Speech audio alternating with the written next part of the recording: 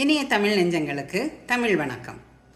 திருக்குறள் அதிகாரம் 9 விருந்தோம்பல். குறள் 6. செல்விருந்து ஓம்பி வருவிருந்து பார்த்திருப்பான் நல்விருந்து வானத்தவர்க்கு. வந்த விருந்தினரை போற்றி இனி வரும் விருந்தினரை எதிர்பார்த்திருப்பவன் வானுலகத்தில் உள்ள தேவர்க்கும் நல்ல விருந்தினனாவான். செல்விருந்து ஓம்பி வருவிருந்து பார்த்திருப்பான் நல்வருந்து வானத்தவர்க்கு. He who having entertained the guests that have come looks out for others who are yet to come will be a welcome guest to the angels in heaven. செல்விருந்து ஓம்பி வருவிருந்து பார்த்திருப்பான் நல்விருந்து வானத்தவர்க்கு. நன்றி, வணக்கம்.